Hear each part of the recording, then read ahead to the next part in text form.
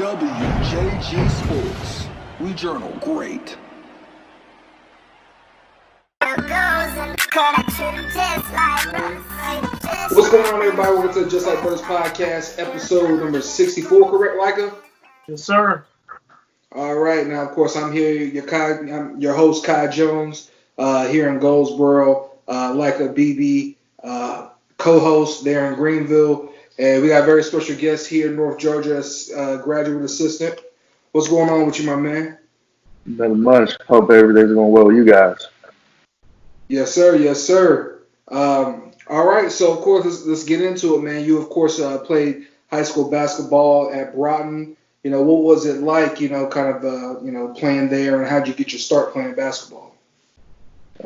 Always started playing basketball when I was young. Just, of course, in the area of Raleigh, seeing so much talent, C.J. Leslie, John Wall, P.J. Tucker, T.J. Warren, all those guys. I mean, I'm a Garner Road guy through and through. So being in the gym, playing against those guys and open runs, seeing them play, it was just great. And then my team, we stayed together for a long time. So playing AAU basketball and a high school with Jerome Robinson, who's now with the Wizards, it was just a great experience. And then, of course, Devontae Graham as well, who came through the program of Broughton and Garner Road. Absolutely. First of all, Kai, you should have said his name when you introduced him. It's my man Austin Burnett. I'm blank. I'm so sorry. Come on, man. We haven't recorded all week, so we've kind of been like all over. Oh, you're good. Yes, Austin Burnett, Coach AP. Right. Of course, you not only I'm just messing with you, Kai. Of course, after Broughton, you went on to play at Hargrave Military Academy and then to play at Campbell University. So what was the process of your transfer to play post-grad at Hargrave and then to Campbell? Well, I committed early to Rutgers University, where they had Coach Eddie Jordan at that time. Uh-huh. And a couple of conversations were had, and I felt like it was best that I decommit. I had a couple of scholarship offers in that senior year, but I didn't feel comfortable making a decision right away. Of course, David West being a mentor of mine, he played at Hargrave, and he said, hey, this isn't a bad option. I trusted him, went. That was a great place. Molded me into the man I am today, and we had a great season. We're 47-1, won a national championship, still talk to those guys today. And I decided I wanted to be closer to home. Chose Campbell, where I grew up with some of those guys like Shane Whitfield, Chris Clemens, Quentin Ray, all Raleigh guys. And they made it like home on my visit and molded my decision. Right. Now, of course, what was it like, going the post-grad route? It was a little different. Of course, since I was already qualified coming out of high school, I took a couple of classes that transferred to college, but we practiced 2 to 3 times a day. Coach Hamilton, who's now at East Kentucky, he was on us hard. He made sure that we never lost sight of the vision. And, I thank him for giving me the opportunity and coaching the way he did. Right. And when it comes to, post-grad, in your experience now seeing D1 basketball, seeing D2 basketball, kind of what is the difference in the experience and what ways are they kind of similar? I think that post-grad prepares you more for any level of college basketball. We played the 20-minute halves. We had the shot clock.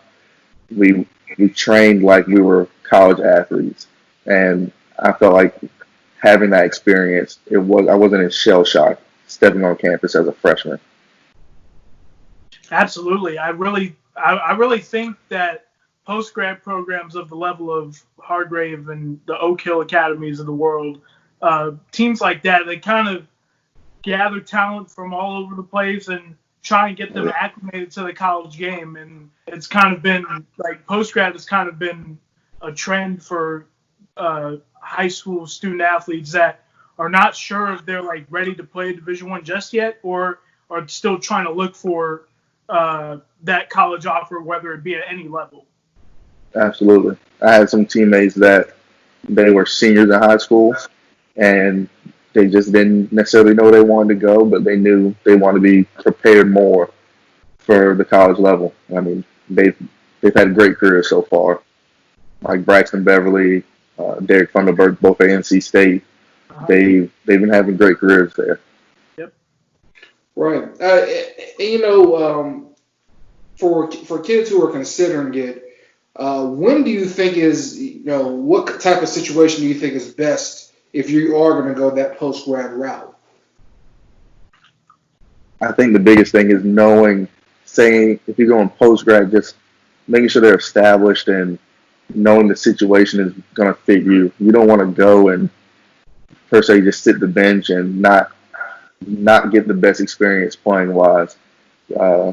Just being able to get better, making sure that you're surrounding yourself around with good talent, where you're able to compete day in, day out, and just constantly getting better and setting yourself up for success. Right. So going into Campbell, how different is, Campbell, being a player to now, being a coach there in North Georgia? I mean, it's a huge transition going from player to coach. There's days where you walk in practice and you know that you're trying to explain what you necessarily want the guys to do, but then just being a year removed from a player, you want to show them. And it's not necessarily, you can show them certain things, but you can't jump out there and play 5-on-5 with your guys. As bad as you may want to, you just can't do it.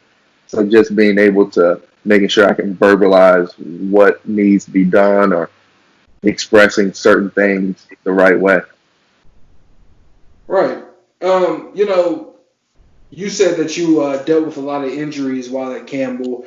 What was kind of some of the injuries that you got, and how did you kind of cope for them, and what was the rehab process like?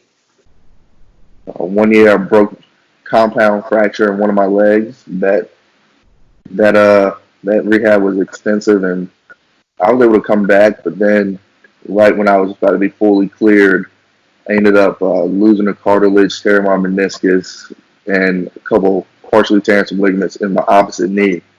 So I had to get a microfracture surgery, and where they had to pull the cartilage that broke off out of my knee and put a graft so cartilage could grow. That surgery, you can't do anything for about a year. Just got cleared. It was at the mid-February of this year.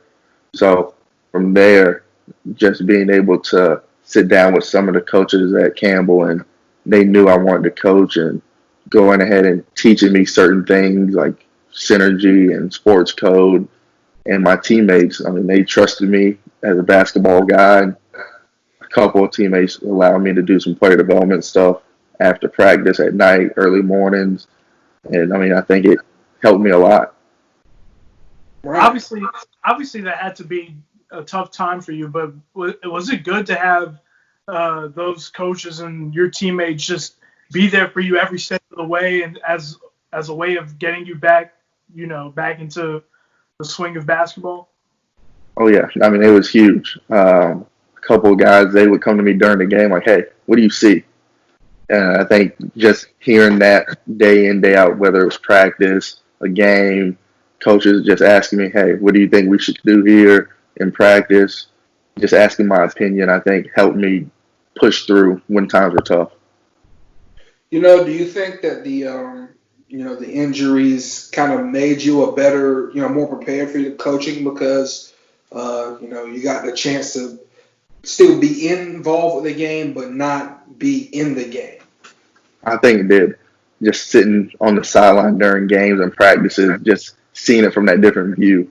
And they always say when you're out of the game, you can learn a lot that you can use in the game. So just being on the sideline, seeing different actions, different views, I think helped me a lot. Right. One of the things I always think about when I thought about how, Kobe Bryant, whenever he had all those injuries, I thought that, all the injuries, kind of prepared for him to be able to step away from basketball without missing it. Do you kind of feel like the same thing is kind of happened for you? I think so as well. I don't think I can do anything without the game of basketball.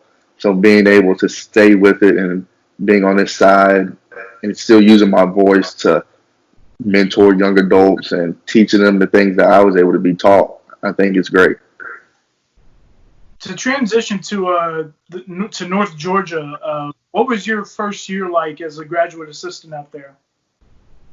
I think my boss, Coach Evans, he just threw me in it. Honestly, my first day on the job was the GHSA team camp where the coaches were able to come out, and he gave me a list of guys, a list of schools to watch, and I had a whole gym to my. They gave me one gym, and they started evaluating guys. He put a lot of trust in me to do pretty much everything from recruiting to scattering reports, the logistics with operations. He was able to teach me a lot and give me the experience of honestly just being an assistant coach. What is it like, being that rookie thrown into the fire, and kind of just told to being able to swim with no life vest? You ask a lot of questions at first.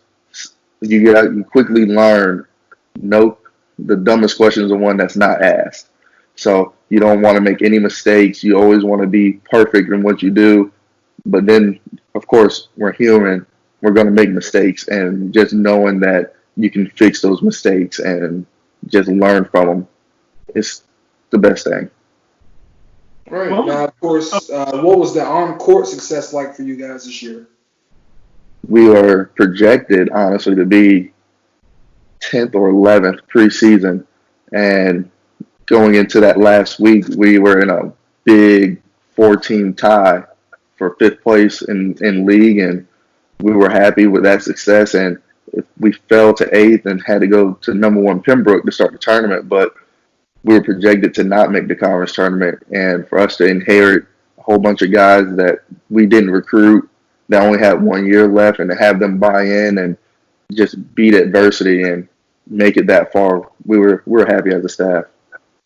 Absolutely. And he said to make the conference tournament because the Peach Belt Conference, obviously one of the best Division II conferences in the country, with the amount of teams, like there's only 8 spots, if I'm correct. Is that right? So, yes, sir. So yeah, to make a tournament where you got to play teams like Pembroke, Augusta, Lander, and Young Harris, Columbus State, like teams like that. I mean, to make a conference tournament with a lot of players that just transferred in for a year, and I gotta say, it had to have felt pretty impressive. Oh yeah, we were very happy.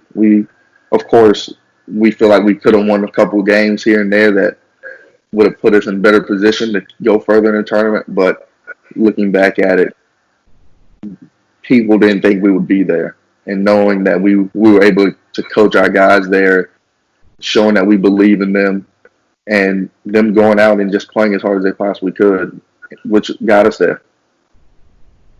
Right. Now, when it comes to, kind of stepping in, all new players and things of that nature, what was it kind of like, kind of the bonding of knowing, hey, this is 1 year and we got to be able to set a foundation for a program right now? That's our biggest thing. We have the motto, be the standard, which we taught our guys that those guys that were leaving their legacy as seniors, they're the start of the standard. And them just buying in and understanding what they needed to do, they left their mark. Right. Now I want to shift a little bit back to high school days. When we talk about Garner Road, they are one of the best, travel basketball programs in North Carolina. I'm sure you would say the best as, being a lifer. I would. So what is it about that makes them so successful? I think the consistency and how much they genuinely care about each guy in their program. I mean, I was there from 7 all the way to 17 years old, 18 years old, and nothing has changed even to this day. They will still call me, check in on me, ask me what I need. I mean, they're genuinely good guys. Gotcha. Absolutely. Did that experience at Garner Road kind of elevate your chances of playing at a really good post grad and then at Division I level? I think it did. I think them helping me become a better player, helping my basketball IQ, giving me the platform to play in the Adidas Gauntlet when it started, and just having success there. I think it helped me a lot. Right. Of course, and then also, you talk about playing at Broughton. What has it been like, to kind of see the big lights that shine down on them when, the John Wall and even, back to the days, the Glassby would play there? I mean, my senior year, we won our bracket of the John Wall Invitation. It was a high school OT then.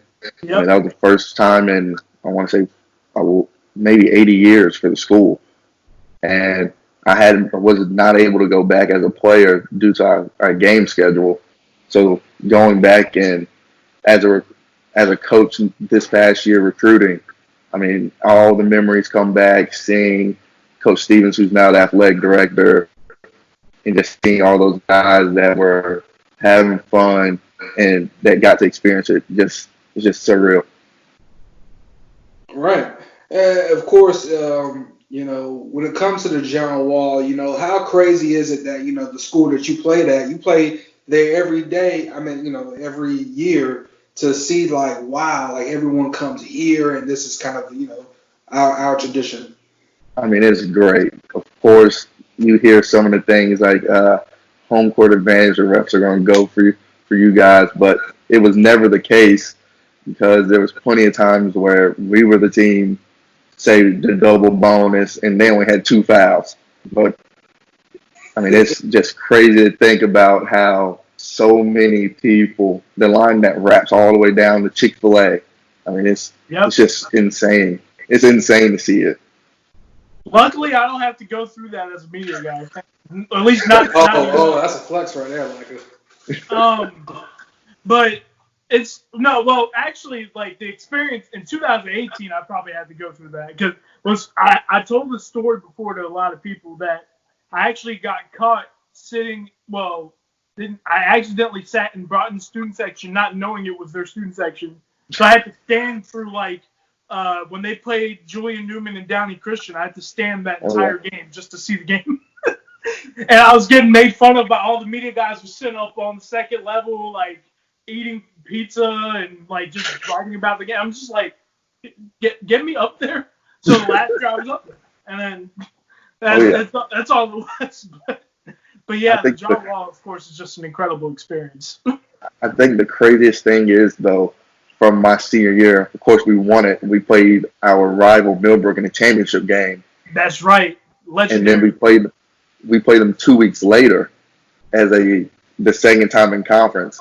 And to see the same amount of fans, except for it was the entire city of Raleigh coming out to that game. I mean, we sold that game out. Student sections on both sides were incredible. You would have thought it was the John Wall. Exactly. Right. So, what was it like, because that Millbrook team had Chris Clemens, correct? They did. What was it like, playing against him and then, getting a chance to play with him at Campbell? I mean, he played with us growing up at Garner Road before he left. And then he went to Red Storm and WCBA. And, of course, we knew Chris. So, I mean, it was almost like a reunion because they had Andrew Evans as well. He played with us. And then, I mean, last year, Chris and I were roommates at Campbell. So, being teammates, roommates, I mean, he's like a brother to me. So, I mean, it's just great to know. How many did he drop against y'all in that game that you're talking about where all the Raleigh was there? I mean, I think John Wall, he had maybe 36. And then the 2 weeks later, he might have had 32. But to this day, he'll say we cheated because they got 2 L's at Broad. See? And there's there's AB's flex right there. I got one flex from you, and we have an episode here. So just okay. Wait for it to come, and then just. But okay. So for you also, now being in North Georgia, how, are you guys trying to look to start kind of a pipeline from North Carolina to Georgia? Is that something that you guys are trying to work on? Uh, we haven't necessarily tried to do a pipeline. We really want to do high school guys in the state of Georgia because there's so many right there. Of course, we're going to go to South Carolina, North Carolina, but trying to stay home and have those guys in Georgia know, hey, there's opportunity right here. I mean, we're 60 miles north of Atlanta, so about an hour straight down 85, and we're right in downtown Atlanta, where there's a ton of good talent. Right. Of course, what is kind of, see, you played in North Carolina basketball. You've watched a lot of Georgia basketball over the last year, I'm sure. What is kind of the difference, if there's any, for you? Good question. Georgia is, I'm going to say, they're runner up to the Hoopstate. Ooh. It's in my blood. I love it to death. There's just something about North Carolina basketball. I think it's longevity. For years, even before John Wall, there's so many pros, longevity, great college players that come out of the state of North Carolina, and then you see them come back. Like you see PJ Tucker, TJ Warren, John Wall, CJ Leslie. Like you see them come back, give back to the community. Even like Kobe Chapman, who's now at Enloe. I mean, just seeing those guys come back, give to the community, and the guys now wanting to be better. I think that's the biggest difference. And he only named Raleigh. You can really say that about the entire state too. Exactly. I mean, you got Charlotte, Kinston, Jerry Sackhouse. Now they got Brandon Ingram, Dontrez Styles going to Carolina too. I mean, it's a bunch of talent everywhere in the state. Yes, sir. Right. The one thing that we had seen, we had my guy Anthony Bruton on, and he lives in Georgia now, covers a lot of Georgia basketball as well as North Carolina. He said really the biggest thing is just, Georgia's just bigger. Do you kind of agree that's kind of really the big difference? Yeah, Georgia, the state is huge. I mean, down to America's Sumter, they were the best team in the state by numbers. I mean, they were undefeated until they lost, but then you go to DeKalb County, you see Grayson with Davon Smith, who's going to Mississippi State, Caleb Murphy, who's going to South Florida. They had a great junior, Ian Shefflin, who I think is going to be really good in the 2021 class. And you're just like, man, they're 4 hours apart, and they're both really good teams. That is true. I think both are pretty big, though. I just think North Carolina we're wide. Georgia's long. That's true. Very true. Very true. Yeah. So going back to, the John Wall, what is it kind of like, kind of seeing some of the new, Raleigh guys, kind of, doing the same thing that you guys were doing when you were playing? They reach out. I mean, a lot of the young guys, they reach out to us and they ask for advice. And of course, we did it when we were growing up. Like I would reach out to TJ and he would get back to me with certain things. Terry Henderson, those guys that reach out. I mean, it's a blessing because it's like you understand who came before you and you want to learn. And I think those guys that want to learn are the ones that will continue to have success. Absolutely. Yeah. How important do you think, culture is to continuing basketball's growth as a sport? The culture's huge. I mean, knowing if you have that growth mindset to always work, to always want to get better. Like honestly, the Georgia as a state, I think they just passed having a shot clock for high school sports. Yes, they did. So knowing like, hey, we're wanting to be better as a state. I mean, honestly, I'm sad that North Carolina wasn't the first ones to do it, but we'll be right after them. I'm pretty sure. Just knowing that culture of we want to be better, that we want to be better, we will be better culture for all age groups. And that's the biggest thing. Well, that shot clock thing, funny you mentioned it, because Kai is not too big of a fan of the shot clock in high school basketball, and he's been very vocal on that. Yeah, I mean, I see the point of the shot clock, and I think it is very important when you look at people who want to play at the next level. But I do think not having the shot clock can kind of equal it out for those teams who don't necessarily have a bunch of players who are looking to play at that next level. When you have guys, teams who they might have 2 or 3 guys who can play at the next level, and then they have 6 or 7 guys who are football or baseball players or soccer players who just want to play basketball and have a chance to win. But that's just my personal opinion. I do think for AAU, because a lot of those guys on AAU are looking to play basketball, I think I would welcome that, as well as the problem when it comes to a shot clock is budget for a lot of high schools. And you got high schools who can't afford to film their own games versus, now you're asking them to add a shot clock.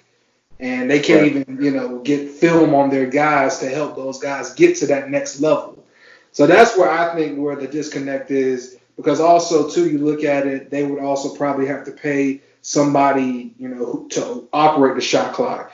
And could you imagine, I know all the time in high school you see somebody, not paying attention to the clock or messing up on the clock or messing up on the book, or they're doing the book, they're doing the clock, they're doing the game clock. So now you're like, could you imagine, say, like a playoff game at somebody's house and somebody forgets to turn the shot clock on and the shot clock sure went off and somebody that's a game winner? Could you imagine how crazy that would be? Oh, yeah. I mean, those are valid points. That budget, those are very valid points. So many schools in poverty that just, like you said, just can't afford it. Right. I mean, well, when Kai says that was a lot better than I thought it was going to be. Kai was speaking. He was speaking that truth there. Really. Well, it's an important issue. I mean, it's very important in basketball because I do think a shot clock is very necessary for the development of the youth. But I also think we kind of have to still tailor it down to the fact that high school isn't supposed to be necessarily a breeding ground to send to college basketball necessarily. It's a place for guys to develop. It's an extracurricular activity for a lot of kids because, the truth of it is, maybe 5% of all high school players get a chance to play at that next level. That might be generous, that number, really. Yeah. It might be closer to 2 to 3%, honestly. Yeah, exactly. Yeah. I agree. Yeah, versus, you get AAU teams, and AAU teams, they have 10 to 12 guys. All their guys are going to play at the next level. Like, I'm sure at Garner Road, a lot of years, y'all have 10 to 12 guys who, are going to that next level. So. I do believe that in certain areas of North Carolina that financially is probably going to be a problem. I definitely agree with that part. I do think that, like, areas that are like more highly populated, like the Triangle, the Triad, the Charlotte area, that like most of those schools should be able to afford it. But like schools probably east of 95 might be a problem. West on I-40 going down that way might be. It could be a problem for other places. So I mean, it's really just a dicey situation where. Like, there's so many scenarios, like you mentioned, guys. So I'm actually with all the scenarios you said. I think it was pretty well said. Absolutely. Right. But go ahead. I was gonna say, like I said, AAU would be great though because a lot of times, people they have paid staffers who are there. So I mean, you can get on somebody who's paid versus, what are you gonna do to a 16-year-old for missing the clock? It's a good point. It's a good point. But to get back to Austin a little bit, I know Austin hasn't talked in a little bit. So, you're good. So what has kind of been the recruitment process like for North Georgia going into this coming season with everything that's going on? What has been the situation like for y'all as you handle COVID-19? I mean, we needed a big class. We got 9 guys coming in, potentially one more. Just making sure that we handle the process as closely as the same as if we could go out and see guys. So learning as much as we can, building that genuine, authentic relationship with the family, as long with the student athlete, and just making sure that we're consistent in contacting them. We got enough film on them, whether that's highlight, full game, talking to high school coach, AAU coach. A lot of guys now have a trainer that's not a coach that just strictly trains them, talking to all those guys to making sure they're a right fit for the culture that we're looking to set at North Georgia. Right. And when you look at the culture and how you guys are recruiting, are you guys kind of looking for more talent, even if their play style might not necessarily fit, or you guys, you're really looking for that play style fit as well as good character? We have 3 boxes we check: academics, character, and the basketball boxes.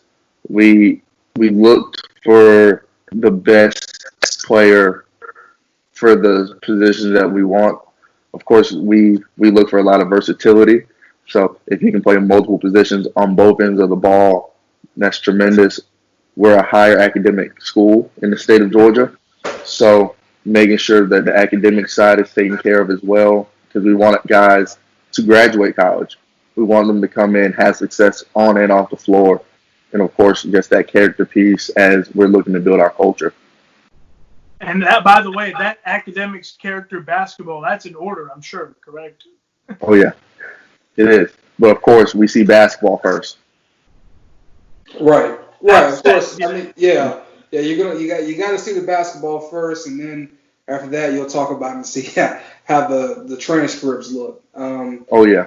I mean, personally for me, I know obviously basketball you gotta be really talented to play collegiately, but really like the academics and character part for me personally, I'm just as an observer, I feel like that would probably make or break a lot of student athletes. I mean, it does. I mean, you can look at a transcript and you can tell a lot. You can, especially once they've reached their senior year, had 3 years of school. I mean, you can see, are they trending upward? Are they trending downward?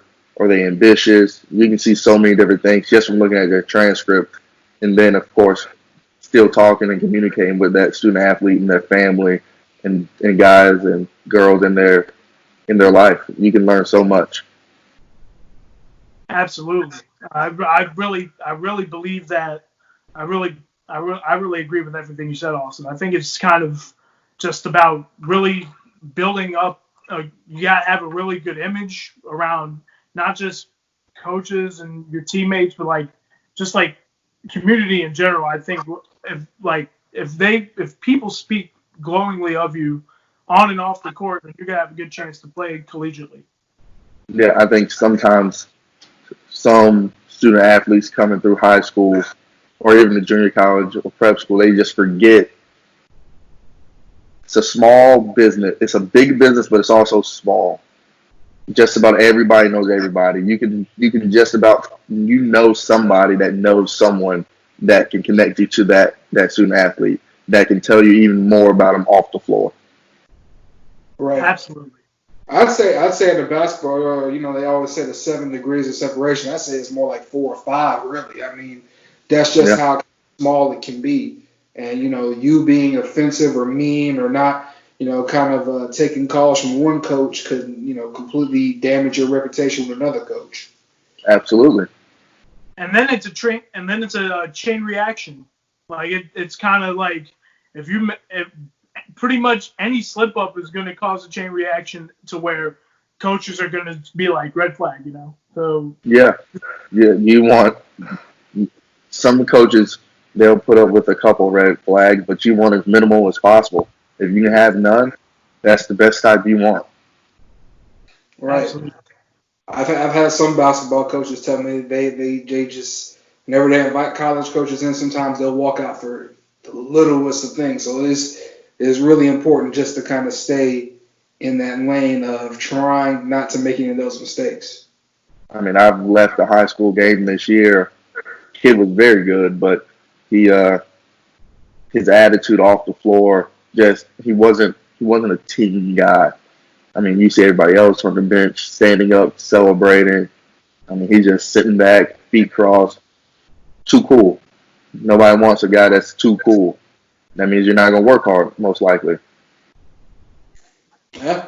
That's a heck of a story. Wow, I didn't know we were gonna get a story that connected. That's good.